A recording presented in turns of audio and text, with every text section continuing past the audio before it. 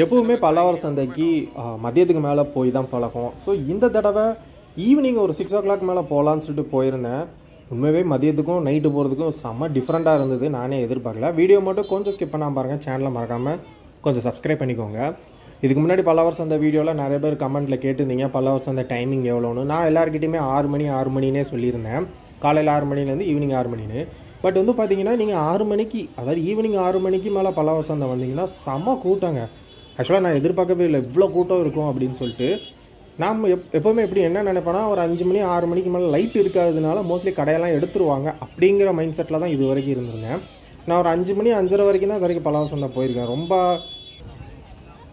இதான் first time வந்து பார்த்திங்கன்னா ஒரு 6 மணிக்கிட்ட பல்லாவர சந்தை போனது.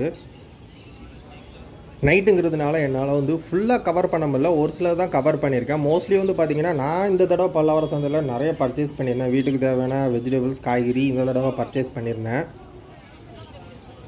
வீட்டிலேருந்து இந்த தடவை என்னோடய பாப்பாவையும் கூப்பிட்டு போயிருந்ததுனால நைட் டைமுங்கிறதுனால என்னால் ஃபுல் த்ரூ அவுட்டுமே வந்து இது பண்ண முடியல.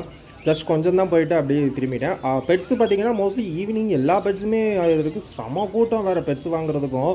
பேர்ட்ஸ் எல்லாமே அவைலபிளாக இருக்குது. என்ன ஒன்று பார்த்திங்கன்னா, மெயின் ரோட்டில் இருக்கிற கடைகளுக்கெலாம் மோஸ்ட்லி ஸ்ட்ரீட் லைட் இருக்குது. பட் இந்த மாதிரி சின்ன சின்ன இதுக்கு வந்து பார்த்திங்கன்னா ஸ்ட்ரீட் லைட்டு வந்து பார்த்திங்கன்னா கிடையாது. அதனால் பார்த்திங்கன்னா அவங்க மொபைல் லைட்லேயோ இல்லைனா சின்னதாக பேட்டரியில் லைட்டு வச்சு தான் அவங்களுக்கு காமிப்பாங்க. மற்றபடி மெயின் ரோட்டில் இருக்கிற எல்லா இதுலேயுமே வந்து பார்த்திங்கன்னா உங்களுக்கு வந்து லைட் வெளிச்சம் நல்லாவே இருக்கும். ஸோ நைட் டைம் போகிறது கொஞ்சம் பார்த்து தான் போகணும். கேர்ஃபுல்லாக அவங்க பொருள்லாம் கேர்ஃபுல்லாக வச்சுக்கோங்க. ஏன்னா செம்ம கூட்டம். நான் குழந்தைய கூப்பிட்டு போகும்போதே எல்லாம் இடித்து தள்ளிட்டு போனாங்க. அவ்வளோ கூட்டமாக இருந்துச்சு. ரொம்ப வந்து பார்த்திங்கன்னா இந்த வெஜிடபிள் இது வாங்குறதுக்கு ஏகப்பட்ட கூட்டம். நான் மோஸ்ட்லி இதுக்கு தான் கூட்டம் இருக்குன்னு பார்த்து வெஜிடபிள் செக்ஷன் போனால் அங்கே அதுக்கு மேலே கூட்டம் இருந்தது. என்னால் ப்ரைஸ் வந்து இந்த பெட்ஸுக்கு இதெல்லாம் கேட்க முடியல. நான் தனியாக போயிருந்தால் கண்டிப்பாக ஓரளவுக்காவது 1-2 கேட்டிருப்பேன். பட் வந்து பார்த்திங்கன்னா ஃபின்ச்சஸ்லாம் பேர் வந்து உங்களுக்கு 800 600 இந்த மாதிரி கொடுத்துட்ருந்தாங்க. உங்களுக்கு நார்மல் லவ் பேர்ட்ஸ் வந்து 300 அந்த மாதிரி ரேஞ்சு கொடுத்துட்ருந்தாங்க.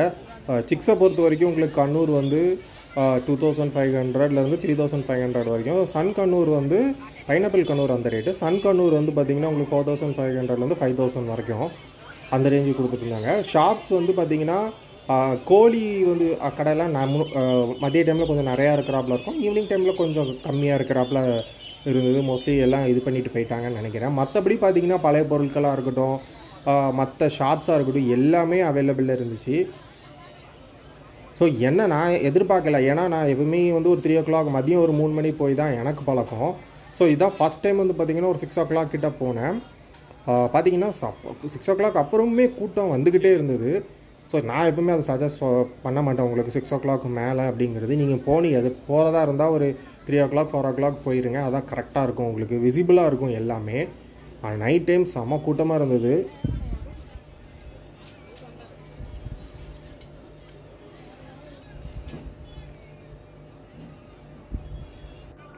ஆனால் நல்லா இருந்துச்சிங்க. நீங்கள் அந்த மதியம் போகிறதுக்கும் பகலில் போகிறதுக்கும் நைட்டு போகிறதுக்கும் அந்த பல்லாவர சந்தை கொஞ்சம் டிஃப்ரெண்ட்டாக தெரிஞ்சுது.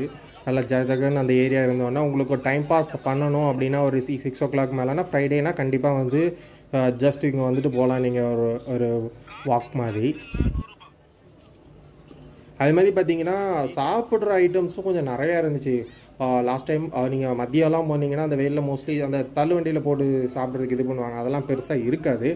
பட் நைட் டைமுங்கிறதுனால நிறைய டிஃப்ரெண்ட்டான இதெல்லாம் வச்சுருந்தாங்க. பார்த்திங்கன்னா அந்த பால்கோவா பன்னு அவங்க விற்கிறவங்க இருந்தாங்க. கொஞ்சம் டிஃப்ரெண்ட்டான இதெல்லாம் இருந்தது.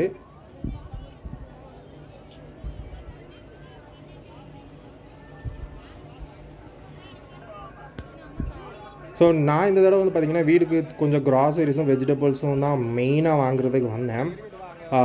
ஸோ பார்த்திங்கன்னா மற்ற ஐட்டம்ஸ்லாம் நான் அதனால தான் பெருசாக கவர் பண்ணலை. கொஞ்சம் தூரம் போயிட்டு அப்படியே திரும்பி வந்துட்டேன். ஏன்னா நைட் டைமு திருப்பி நம்ம அவ்வளோ தூரம் போயிட்டு வந்தால் செட் ஆகாது அப்படின்னு சொல்லிவிட்டு குழந்தையெல்லாம் கூட்டிகிட்டு போகிறதுனால நான் பாதியிலே திரும்பிட்டேன்.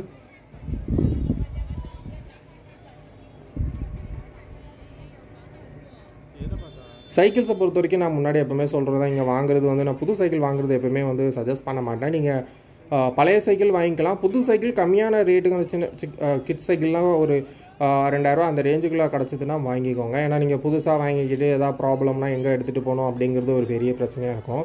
அதனால் நான் எப்போவுமே எல்லா வீடியோவில் சொல்கிறது தான், புது சைக்கிள்லாம் கொஞ்சம் யோசிச்சுவாங்க. பழைய சைக்கிள் நிறைய ஷாப்ஸில் பழைய சைக்கிள் கடை இருக்குது. உங்களுக்கு ₹2000 ₹1500 அந்த சைக்கிளுக்கு தகுந்தாப்பில் ப்ரைஸஸ் இருக்கும். ஸோ நீங்கள் அந்த மாதிரி சஜஸ்ட் பண்ணி வாங்கிக்கோங்க.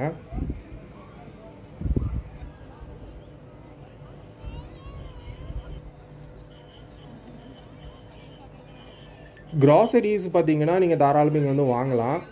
ஸோ நான் இந்த தடவை பார்த்தீங்கன்னா இந்த கிழங்கு சாப்பிட்டேன். எப்போவுமே சாப்பிட்றதுல சரி ட்ரை பண்ணி பார்க்கலான்னு சொல்லிட்டு சாப்பிட்டேன். ஒரு பீஸ் வந்து ₹10 வாங்க, நல்லா தான் இருந்துச்சு. பட் அவங்க சொன்ன அந்த பெனிஃபிட்ஸ்லாம் இதில் இருக்குமான்னு கேட்டால் அது சந்தேகம் தான்.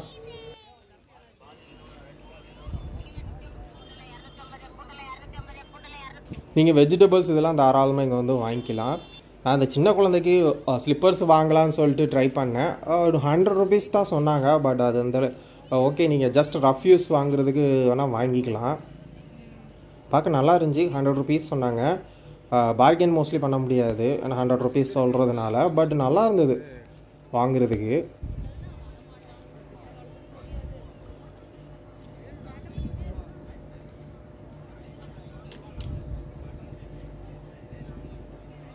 இப்போ கார்டன் இதில் பிளான்ஸ் வந்து பார்த்திங்கன்னா ஃபுல் அண்ட் ஃபுல் லைட் இல்லாமல் இருந்துச்சு.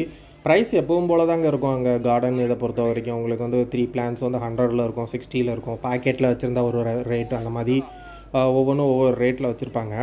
இந்த சின்ன குழந்தைகளுக்கான இது வந்து பார்த்திங்கன்னா மதியம் டைமில் நான் இந்த கடை பார்த்தது கிடையாது. ஸோ நைட் டைமில் வச்சுருந்தாங்க. எது எடுத்தாலும் ₹100ன்னு.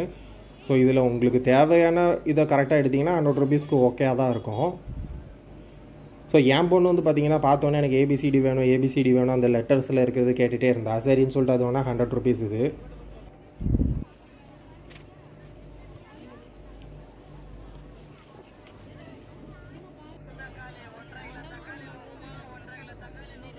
அதுமாதிரி ஸ்பைசஸ்ஸு, நட்ஸு இதெல்லாம் ஓரளவுக்கு நீங்கள் கடையில் வாங்குறதோட ஓரளவுக்கு கம்மியாக வாங்கலாம். இப்போ இந்த வெங்காயம், தக்காளிலாம் பார்த்தீங்கன்னா 2 kg 100, 3 kg 100 அப்படின்பாங்க.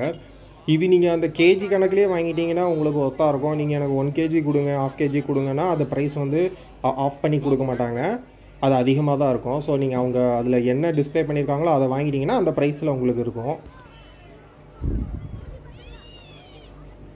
ஸோ இந்த பால் பேனின்னு சொல்லுவாங்க, இந்த சேமியா இது ஒரு பேக்கெட் வாங்கியிருந்தேன். மோஸ்ட்லி வந்து பார்த்திங்கன்னா நான் வேண்டாம் தான் சொல்லுவேன். ஆனால் அவங்க எப்படி மேக்கிங் பண்ணுவாங்கன்னு தெரியாது. நம்ம பெரியவங்க சாப்பிட்லாம், சின்னவங்களுக்கு கொடுக்குறதுக்கு செட் ஆகாது. சும்மா நான் டேஸ்ட் பண்ணுறதுக்காக ஒன்று வாங்கியிருந்தேன். இது வெளியில் ஷாப்ஸில் கிடைக்கும். அது ஓரளவுக்கு நல்லா ப்ரிப்பேர் பண்ணி கொடுப்பாங்க.